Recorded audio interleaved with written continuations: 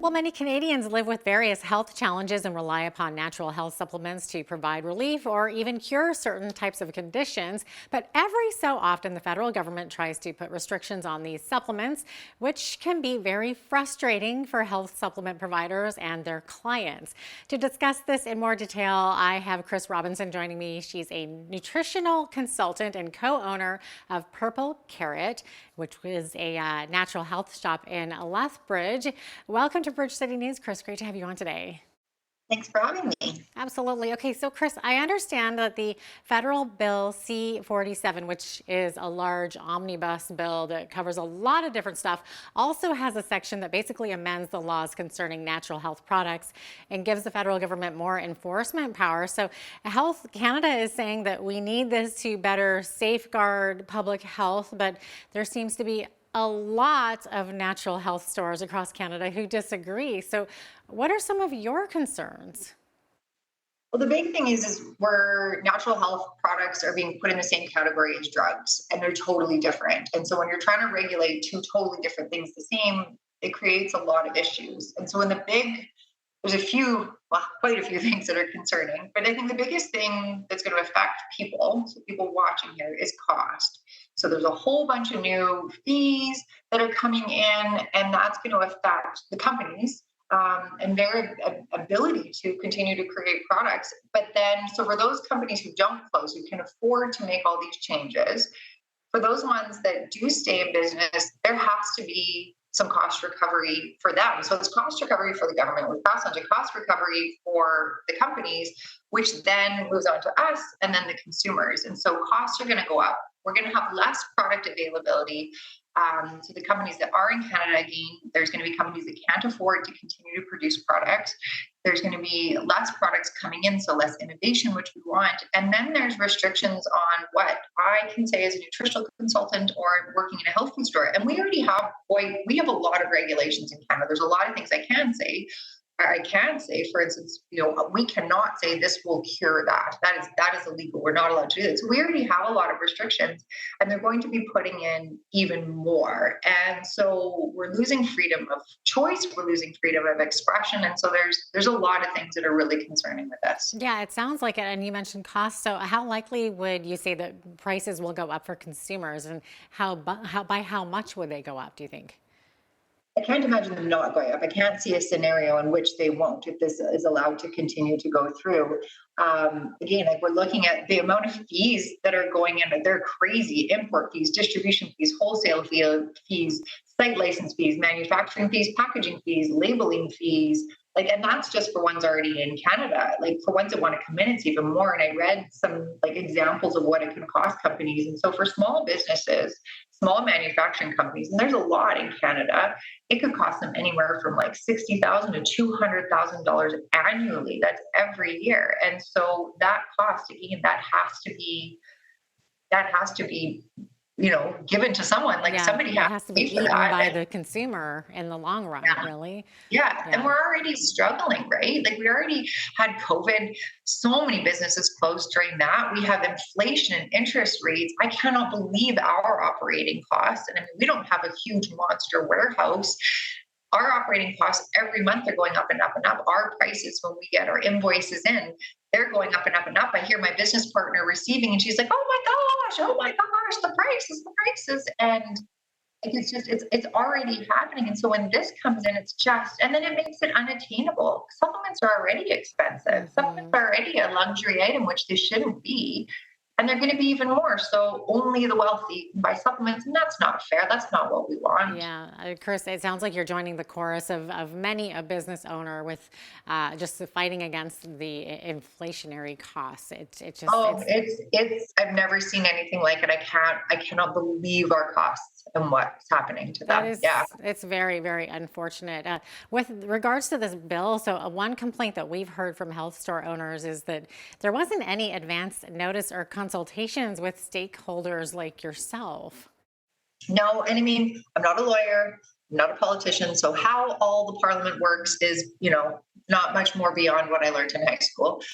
But it's my understanding that this is a budget bill, and budget bills get pushed through faster. So we only heard about it in April. and it was passed, or the first reading was April 20th. So we had we had no time to do anything before then. And then it was actually passed into law at the end of June. So even between them, there's no time. And this happened in 2008, and there's a lawyer with the Natural Health Products Protection Association, and we won in 2008 when they were trying to do this because we had time to fight back and have our voices heard. So when it's pushed through without input from the industry, or without Canadians getting a chance to say, whoa, whoa, whoa, whoa, this is not okay, it's concerning. We had no time. Yeah, so they kind of snuck this one in under the radar. Yeah. Yeah, Yeah. that's unfortunate. So, Cris, do you believe that maybe some supplements might not be available in Canada any longer if this is the case? Yeah, no, I don't know how that'll look. And what companies, what brands, what will, what won't. We've had a lot of people really afraid that they're not going to be able to get their products, and how quickly. I mean, it sounds like if this does go through, the actual rules sort of come into place in 2025, April of 2025. But from what I know is they're looking at the Canadian Health Food Association did sort of a brand study, and they're saying that 70% of brands figure they'll have to pull at least some product from the shelf. And it's due to, again, the claims we can make. So when health products have been regulated since 2004. And so what they can make claims, and we've been able to use traditional use as a claim. So there's so many herbs that have been used for hundreds and hundreds of years. So traditional Chinese medicine, traditional indigenous medicine, traditional herbal medicine. So you can use a claim like parsley has traditionally been used as a diuretic. But now what they're saying is you can't make that claim, or you have to have double-blind placebo studies or follow, again, the same parameters of pharmaceutical medications need to follow to have that product on the market. So you might have a totally wonderful, great, safe product that's allowed in Canada, but you don't have the money to prove this or that or the other. There's new labels that have to be made. So again, if you can't afford to, that product's gone. And so yeah, how many products will be affected? I don't know. And we're seeing, unfortunately, that there's a lot of big corporations buying up little supplement companies, which will hopefully save them. But then again, we're getting a monopoly, and we have big companies. And so we're getting less control in our industry. And it's just health food stores and the industry, it's changing from what it should be. It's changing from what it used to be when I got into the industry, like, oh my gosh, decades ago. And yeah, it's sad because we will see, again, 70% of brands having to pull their product. There's 1 in 5 brands considering moving out of Canada. And yeah, 83% of supplement companies feel like they're not sure if they can withstand the costs of this program. Wow. I would imagine that most shop owners, such as yourself, that have these natural health shops, I would imagine most of them are opposed to this bill. And do you have an idea of how many of them believe that this might cause their business to go under? I don't know anybody that's not opposed to it in the industry at all. I can't imagine why you wouldn't be when you know how NHPs are regulated, it's happening. Would they close? I don't know. I don't know the status of where they're at. We've seen health food stores in Alberta, and none that I know of in Lethbridge recently, but in Alberta, there's some that have closed through COVID. And again, we have all this other financial stress. I mean, this SEBA loan, the sort of business loan that the government gave out, it's being called by the end of the year. So you have to have it paid back by the end of the year. Or else you have big interest rates and you have to pay back more money. And I was talking to our Canadian Federation of Independent Business rep the other day, and he was saying 80% of businesses can't afford to pay that back. And Right. he knows 20 to 30 businesses in the Lethbridge area alone that will be closing if they have to pay that back. So Oh, that we is already have this financial heartbreaking. burden. It is heartbreaking. These are small businesses. These are people like me. These are people that care about our community and health. And yeah, it's sad. And it's just this pressure. And I mean, being a business owner, turns out it's pretty stressful. And and adding this to our industry in particular, it keeps me up at night. Oh, I can imagine it would. Absolutely. Okay. So, Cris, what do you say to those who might agree with Health Canada that more oversight is needed to protect individuals from adverse reactions to natural health supplements? Because It is true that this can happen similar reactions to pharmaceuticals. You can absolutely have an adverse reaction from a natural health product. I would argue that similar is probably not the appropriate word. We're comparing apples to oranges. So when we look at the safety of natural supplements, in fact, I read a CTV article yesterday. Actually, Health Canada made a statement on it saying that natural health products are generally very safe and have fewer side effects than pharmaceutical medications. But when we look, and it's actually, I was trying to find some stats for Canada, and I had a really hard time finding stats. But in the United States, pharmaceutical medications are the third leading cause of death behind cancer and heart disease. Natural supplements aren't even on that list. The lawyer who is fighting for us in this right now, his name is Sean Buckley. He was fighting years ago, and he contacted Health Canada looking for information on deaths from natural supplements. And so this was a few years ago. And so they went back to 1965, and they had no records from 1965 until when he asked in the 2000s here, and there were zero records of deaths from natural supplements. And so we can't compare. And maybe there's been a few things since then or that weren't reported, and there can be adverse reactions for sure. But Tylenol kills on average 38 people in Canada per year. They have statistics out of BC where the coroner's reports were doing studies from 2000 to 2010 and found that pharmaceutical overdoses were killing between 140 and 180 per year. And this is like pre-opioid crisis. This is it's alarming. We can't even compare them. So yes, you can have an adverse reaction.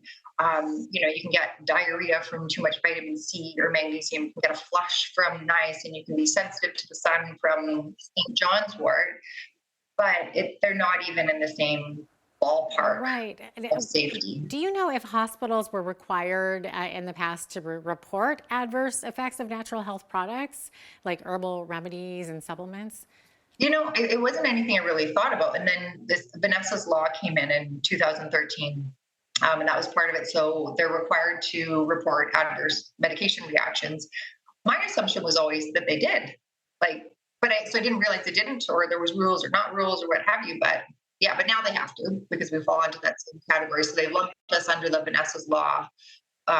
Yeah, I'm wondering if maybe that's why he couldn't find anything dating back to 1965. It seems like a no-brainer that they should report anything if that's what they're finding to be the cause of an adverse effect, right? So because it's a requirement, I believe, if they find adverse effects from pharmaceutical products. So I would think a lot of people would see that as a reasonable measure. Oh yeah, for sure. I mean, we want everybody to be safe, and as long as I think the biggest thing is as long as they're looking into why. And so Vanessa's law basically gives Health Canada the power to just be like, adverse reaction, pull that product, you're done. And sometimes that can be iffy because we don't know what it is until research is done, right? I mean, yes, we want people to be safe. If somebody dies, we definitely want to pay attention to that.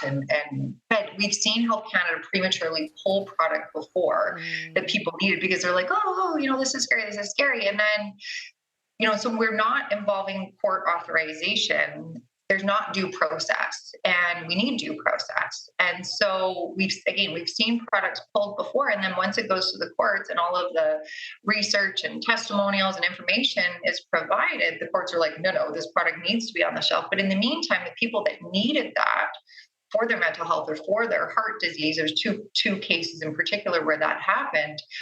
They couldn't get it, and people died because of that, because the products were pulled from the market. And so, yes, I think it's really important that things are reported, but there needs to be court authorization. But I mean, we all want everybody to be safe. Everybody in this industry is in it because they want to help people and have people be safe. And if people are reading the labels, if they're talking to their pharmacist and making sure there's not contraindications with their supplements and medications, from a safety standpoint, I actually don't have concerns because I know how safe supplements are. Any idea how Canada compares with natural health regulations in the rest of the world? From what I've read, Health Canada is one of the most regulated in the world and has been for a long time. So there's some countries where there's zero regulation. Again, Canada wasn't even regulated until 2004. I think there's other countries that are comparable. I think, from what I hear, Australia is pretty close. U.S. I know I can go down to the States, and if I can't get it up here, I go down to the States and buy it because they're a little freer down there with it. But from what I understand, like we're already top in the world, and historically they've used experts and research within our industry to help create that. And what's happening now is they're not coming to our industry to look for that expertise to be making the rules. The rules are for a totally other industry, which again is apples and oranges. Yeah, we're about out of time here, Cris, but really quickly, since Bill C-47 has already been passed, what can concerned viewers actually do about this now? We still have to fight. We can't give up. You need to talk to your MP to get sections 500 to 504 pulled out of the bill. So write to your MPs, write to all the MPs, write to the Minister of Health. They've tried this before, and in 2008 we won, and we won by sending letters. They were apparently wheelbarrowing letters into the Minister of Health's office. So we need to do that again. We need to bombard. I get to choose if I eat craft dinner or fast food all day or vegetables and fruit. We need to have freedom of choice. And supplements are safe. They've been proven to be safe over and over and over again. And we need to have that choice, and we have to fight. This is really important. Okay, well, Cris, thanks so much for sharing your concerns on this issue. Thanks for being on the show. Yeah, thanks so much. I really appreciate the opportunity to speak to you. Oh, absolutely. Cris Robinson is the co-owner of Purple Carrot, a Lethbridge natural health store.